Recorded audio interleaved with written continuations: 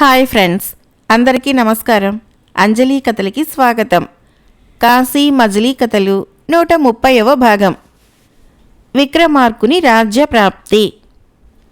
మహేంద్రాదిత్యుడు ఒకనాడు భార్యతో, దేవి, మన కుమారునికి పట్టాభిషేకం చేసి మనం వారణాసి వెళదాము అనటంతో ఆమె సంతోషించింది. ఒక శుభముహూర్తంలో వైభవంగా విక్రమార్కుని రాజును చేసి అతని మీద ప్రేమ కొద్దీ తండ్రి అతనితో కొన్ని మంచి మాటలు చెప్పాడు. నాయనా, ఐశ్వర్యము, యవ్వనము, అధికారము అన్ని అనర్థాలకి మూలం.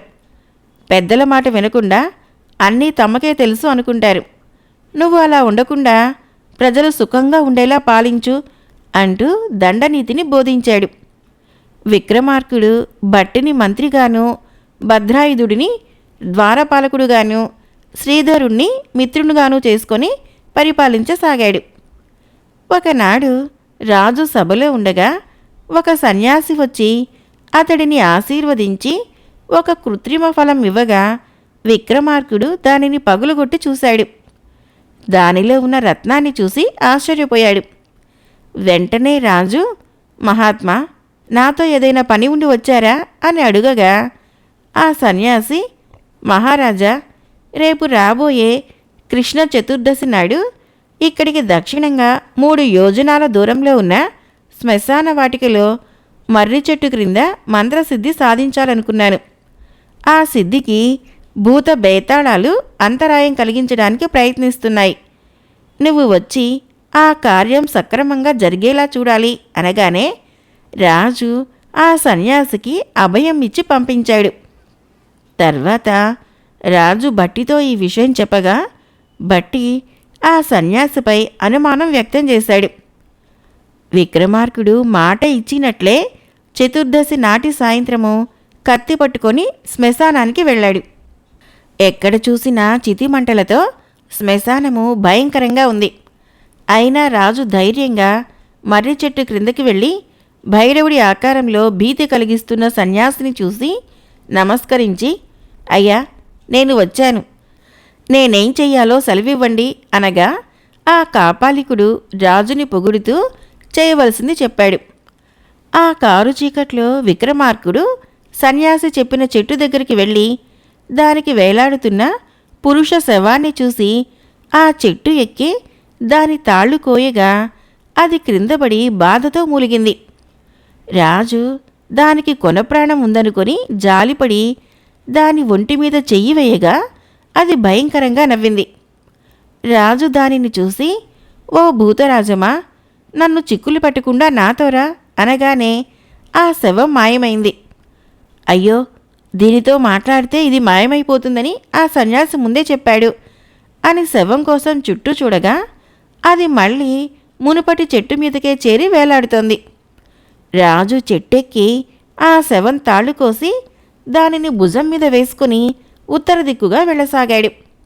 అప్పుడు ఆ శవంలోని బేతాళుడు, మహారాజా, ఇంత అర్ధరాత్రి ఈ శ్మశానంలోకి వచ్చి నన్ను పట్టుకొని నా అరుపులు కూడా విని బ్రతికే ఉన్నావంటే నీ ధైర్య సాహసాలకు మెచ్చుకోవలసిందే.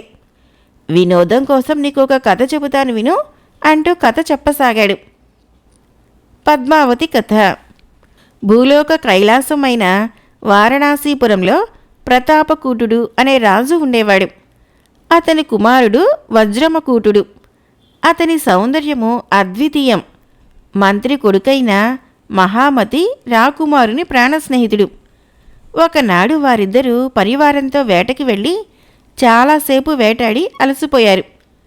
దాహం తీర్చుకోవటానికి దగ్గరలోనే కనిపించిన చెరువు దగ్గరికి వెళ్ళారు. ఆ చెరువు ఒడ్డున సకులతో స్నానం చేస్తున్న ఒక సుందరి రాకుమారుడి మనసును ఆకర్షించింది. ఆమె కూడా రాజపుత్రుణ్ణి చూసి మోహం చెందింది. సిగ్గుతో ఏమీ మాట్లాడలేక తన మనసును అతనికి తెలియచేయటానికి అతను చూస్తూ ఉండగా ఒక తామర పువ్వును చెవిలో పెట్టుకుంది. మరో తామర పువ్వుని తల మీద పెట్టుకుంది. గుండె మీద తన చెయ్యి వేసుకుంది. రాకుమారునికి ఆమె చేసిన సైగలేమీ అర్థం కాలేదు. ఇంతలో ఆమె పల్లకి ఎక్కి వెళ్ళిపోయింది. అప్పుడు మంత్రి కుమారుడు వచ్చి జరిగింది చూసి, మిత్రమా, ఆమె కర్లోత్పలుడు అనే రాజు పరిపాలిస్తున్న రాజ్యంలో జన్మించింది. దంతఘాటకుని కూతురు. ఆమె పేరు పద్మావతి. తన గుండె మీద చెయ్యి వేసుకోవటం వలన తన ప్రాణాలు నీ మీదే ఉన్నాయని చెప్పింది అన్నాడు. అది విని వజ్రమకుటుడు సంతోషించి, మిత్రమా, ఎలాగైనా ఆమెతో నన్ను కూర్చు అని వేడుకున్నాడు.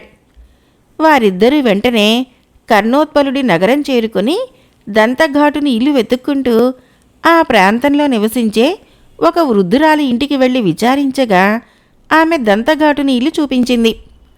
పద్మావతి తనకు తెలుసునని కూడా చెప్పింది. అప్పుడు రాకుమారుడు ఆ ముసలిదానితో, అమ్మా, నువ్వు పద్మావతి దగ్గరికి వెళ్ళి తటాకం దగ్గర నువ్వు చూసిన రాకుమారుడు నీకోసం వచ్చాడని చెప్పు అంటూ ముసలిదాన్ని పద్మావతి దగ్గరకు పంపాడు. ఆమె వెళ్ళి 2 గడియలలో తిరిగి వచ్చి, నాయనా, మీరు చెప్పమన్నట్లే చెప్పగా ఆమె కోపంతో కర్పూరం మధ్యన చేతులతో నా చెంప మీద కొట్టడంతో అచ్చుపడ్డాయి అని బాధగా చెప్పింది. ఆ మాటలు విని రాకుమారుడు విచారించగా మంత్రి కుమారుడు వచ్చి, మిత్రమా, ఈ మాత్రం దానికి అంతగా బాధపడతావెందుకు? వెన్నెల రాత్రులు ఇంకా 10 ఉన్నాయి. అవి దాటిన తర్వాత నిన్ను కలుసుకుంటాను అని సంకేతపూర్వకంగా ఆమె అలా కొట్టి పంపింది అన్నాడు. అప్పుడు రాకుమారుడు సంతోషించాడు. తర్వాత మళ్ళీ పద్మావతి దగ్గరికి వెళ్ళి ఆమెతో ఏమీ మాట్లాడకుండా మౌనంగా కూర్చోమని చెప్పి పంపగా ఆమె వెళ్ళి అలాగే చేసింది. రాకుమారి పారాణి అద్దిన 3 వేళ్లతో ముసలిదాన్ని కొట్టి పంపింది. అది చూసి రాకుమారుడు అధైర్యపడగా మంత్రి కుమారుడైన మహామతి, మిత్రమా, ఆమె రజస్వలైన కారణంగా 3 రోజులు ఆగమని సూచించింది అన్నాడు. తర్వాత రాకుమారుడు ముసలిదాన్ని మళ్ళీ రాకుమారి దగ్గరికి పంపగా ఆమె వృద్ధురాల్ని గౌరవించింది.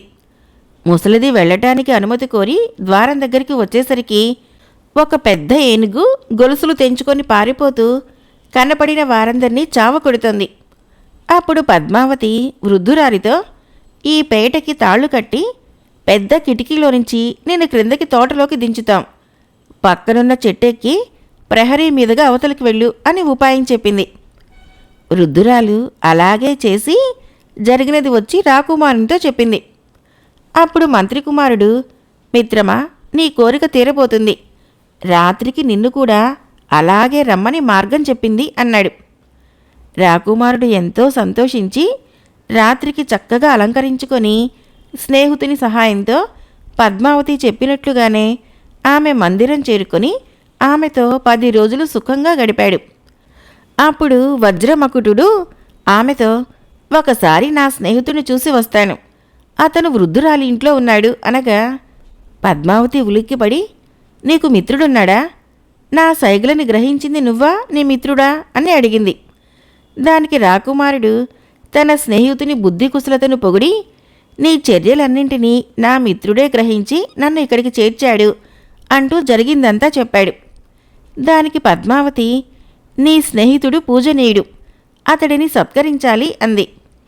రాకుమారుడు వృద్ధురాలి ఇంటికి వెళ్ళి స్నేహితుడిని కలుసుకొని జరిగిందంతా చెప్పగా అది విని మంత్రి కుమారుడు, అయ్యో మిత్రమా, నేను గ్రహించాను అని చెప్పకుండా నా మిత్రుడు గ్రహించాడు అని ఎందుకు చెప్పావు? దానివల్ల ఏదైనా ముప్పు రావచ్చు అన్నాడు. దానికి రాకుమారుడు, నేనే తెలుసుకున్నాను అంటే ఆమె ఇంకేమైనా అడుగుతుందేమోనని నీ పేరు చెప్పాను. పైగా ఆమె నిన్ను సత్కరించాలనుకుంటుంది అని చెప్పాడు. వారలా మాట్లాడుకుంటూ ఉండగానే తెల్లవారిపోయింది. అప్పుడు పద్మావతి సకురాలు వచ్చి, పద్మావతే స్వయంగా వండి వీటిని నీ మిత్రుడికి ఆహారంగా పంపింది అంటూ మధుర పదార్థాలు తాంబూలము అక్కడ ఉంచి వెళ్ళిపోయింది. అప్పుడు రాకుమారుడు, చూసావా, పద్మావతికి నీ మీద ఎంతటి గౌరవమో అన్నాడు. దానికి మంత్రి కుమారుడు చిరునవ్వు నవ్వుతూ, నీకొక చిత్రం చూపిస్తాను, నా మీద ఆమెకెంత ఇష్టమో తెలుస్తుంది అంటూ ఆ పదార్థాలలో ఒకదాన్ని అక్కడున్న కుక్కకు పెట్టగా అది తిని ఆ కుక్క చనిపోయింది. అది చూసి రాకుమారుడు అవాక్కైపోయాడు. అప్పుడు మంత్రి కుమారుడు, నన్ను చంపితే దాని అడ్డు తొలగి నువ్వు ఆమె దగ్గరే ఉండిపోతావని ఆశించింది. అందుకనే అలా చేసింది. దీనికి ప్రతీకారం ఆలోచిద్దాం, బాధపడకు అన్నాడు. అంతలో వీధిలో నుంచి శోకాలు వినిపించాయి.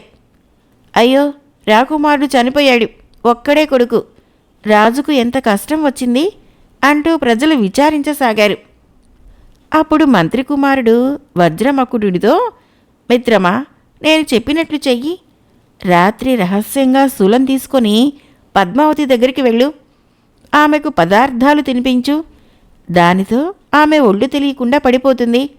నువ్వప్పుడు ఆమె పిర్ర మీద ఈ శూలాన్ని కాల్చి వాతపెట్టు. తర్వాత ఆమె నగలన్నీ మూటగట్టుకుని వచ్చాయి. ఆ తర్వాత ఏం చేయాలో నేను చెబుతాను అన్నాడు.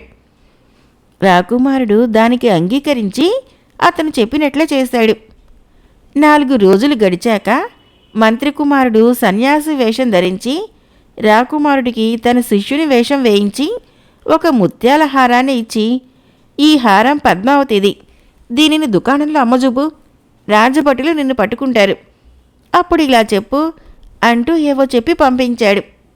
రాకుమారుడు సరేనని చెప్పి వెళ్ళాడు. పద్మావతి నగలన్నీ ఎవరో ఎత్తుకుపోయారని ఆమె తండ్రి గ్రామాధికారికి తెలియచేశాడు. అతను రక్షక భటులను పంపి దొంగలను పట్టుకోమన్నాడు.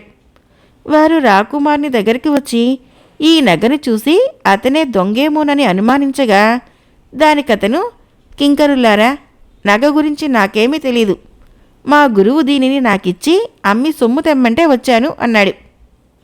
రాజభటులు రాకుమారుణ్ణి శ్మశానానికి తీసుకొని వెళ్ళి అక్కడ జపం చేసుకుంటున్న మంత్రి కుమారుణ్ణి చూసి ఇలా అన్నారు.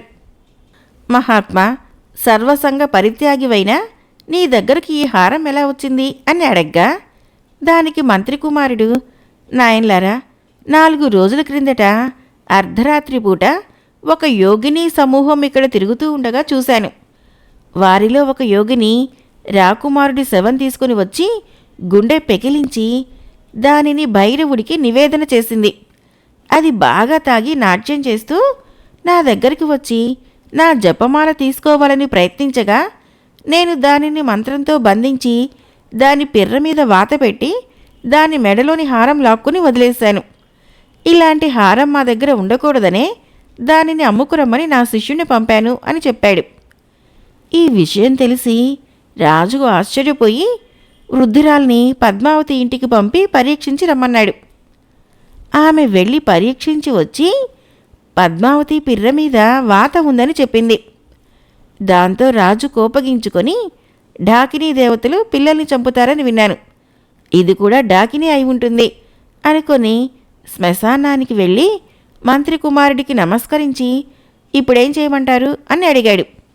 దానికి మంత్రి కొడుకు ఆమెను ఊరి నుంచి పంపించేయమన్నాడు. రక్షక భటులు ఆ రోజు రాత్రే పద్మావతి ఇంటికి వెళ్ళి ఆమె తల్లిదండ్రులు ఎంత మొరబెట్టుకున్నా వినకుండా పద్మావతిని బలవంతంగా పల్లకి ఎక్కించి అరణ్య మధ్యలో విడిచిపెట్టి వచ్చారు. ఇలా జరిగినందుకు పద్మావతి ఎంతో బాధపడింది. తాపస వేషాలు తీసేసి గుర్రాలనెక్కి రాకుమారుడు మంత్రి కుమారుడు ఆ అడవిలోకి వచ్చి చెట్టు కింద దుఃఖిస్తున్న పద్మావతిని చూశారు. ఆమె తన తప్పుని మన్నించమని మంత్రి కుమారుణ్ణి వేడుకోవటంతో వారు ఆమెని క్షమించి వారితో పాటు తమ రాజ్యానికి తీసుకుని వెళ్లారు. రాకుమారుడు పద్మావతిని వివాహం చేసుకుని ఆనందంగా ఉన్నాడు.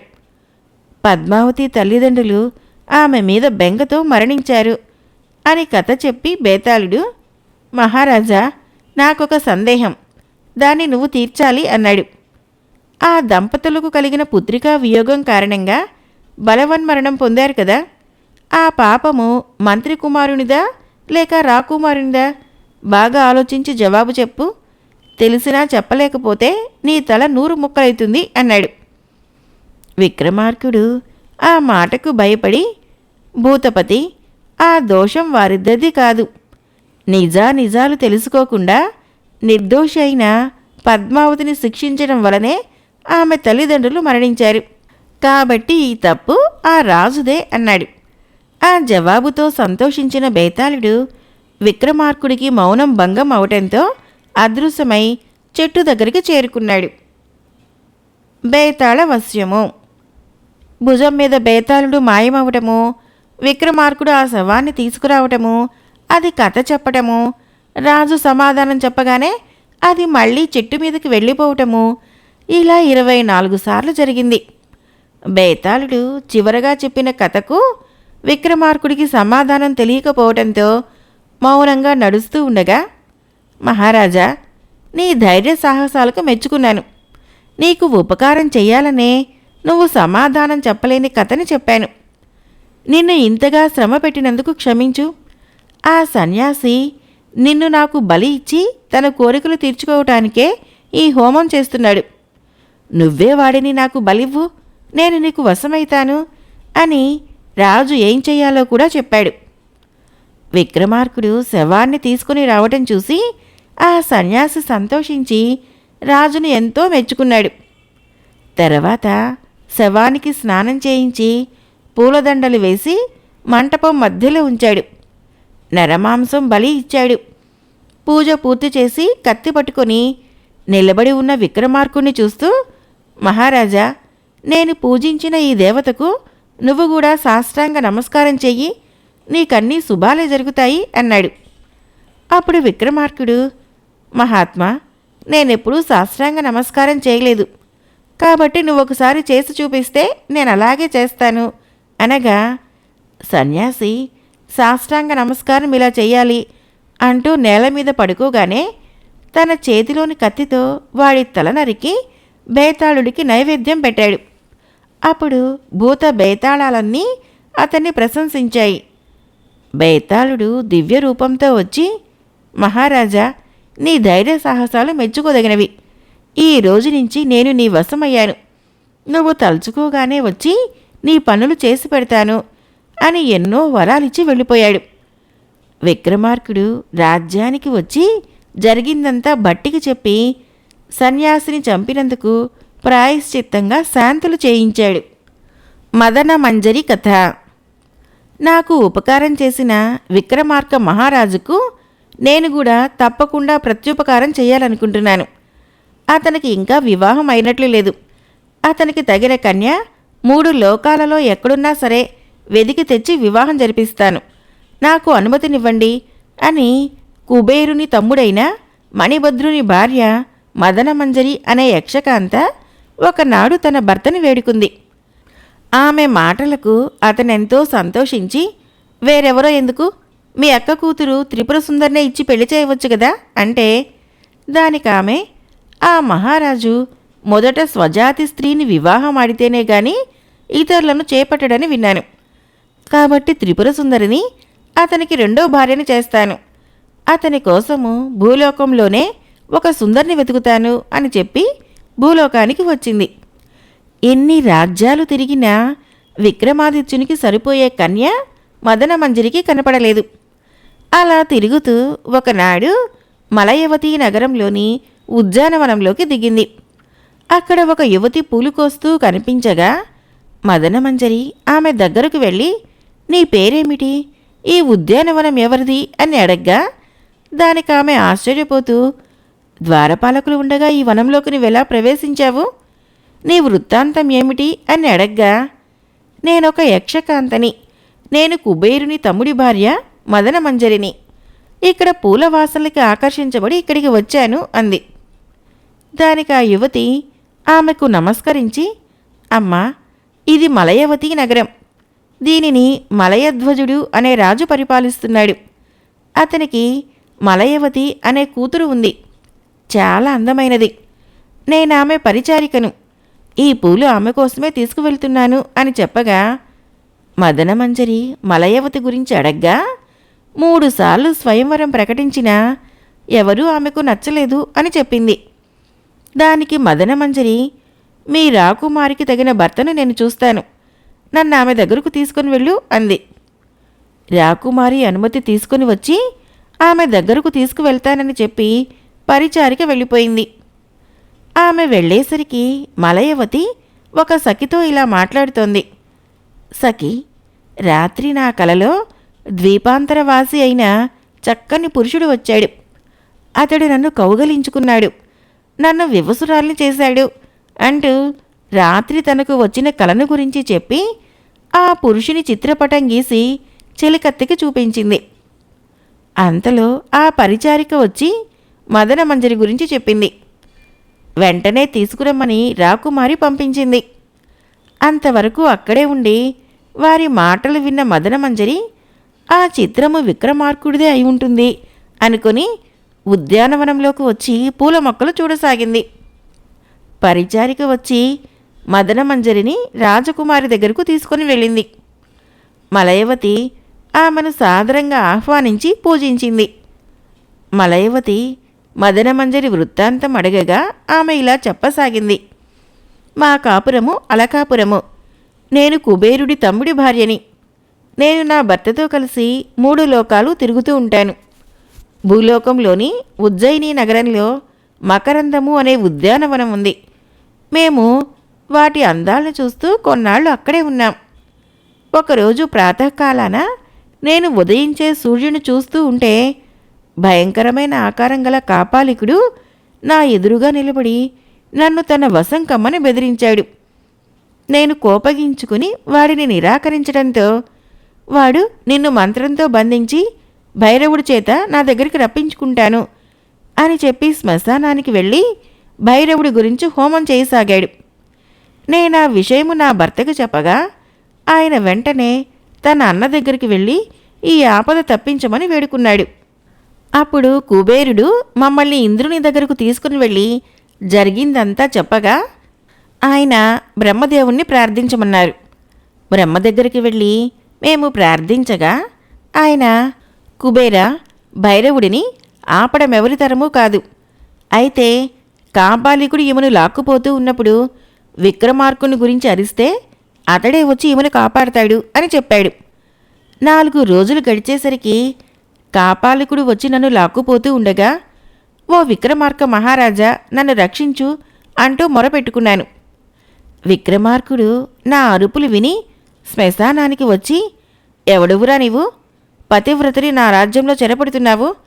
నీ సరస్సుని ముక్కలు చేసి భైరవుడికే భోజనం పెడతాను అంటూ 4 వైపులా చూసి ఓరి అగ్నిశిఖ ఇటురా అంటూ పిలిచేసరికి బేతాళుడు హుంకరిస్తూ కాపాలికుని మీద పడ్డాడు. బేతాళుడు ఆ కాపాలికుడిని చంపేశాడు. ఆ శ్మశానంలో తిరుగుతున్న యమశిఖుడు అనే మరో బేతాళుడు ఆ కాపాలికుని శరీరంలోకి దూరి అగ్నిశుకునితో తలపడ్డాడు. అగ్నిశుకుడు, దుష్టుడా తొలగిపో, నేను విక్రమార్క మహారాజు ఆజ్ఞాపించగా వచ్చాను. వారి సామర్థ్యం తెలియక నువ్వు ఇక్కడికి వచ్చి ఉంటావు అన్నాడు. దానికి యమశిఖుడు వెక్కిరిస్తూ, విక్రమార్కుడికి నేనేం భయపడను. అతనేమైనా డాకినీ వల్లబుడా భూత చక్రవర్త, అతని పేరు చెప్పి నన్ను బెదిరించలేవు అని నవ్వాడు. అప్పుడు అగ్నిశిఖుడు ఆయన ప్రభావం తెలియచేసే కథ చెబుతాను విను అంటూ కథను ఇలా చెప్పసాగాడు. కాశీ మజిలీ కథలు 130వ భాగం సమాప్తం. ఫ్రెండ్స్, నా కథలు నచ్చినట్లయితే మన ఛానల్ని తప్పకుండా సబ్స్క్రైబ్ చేయండి, లైక్ చేయండి, షేర్ చేయండి, కామెంట్ చేయండి. Thank you.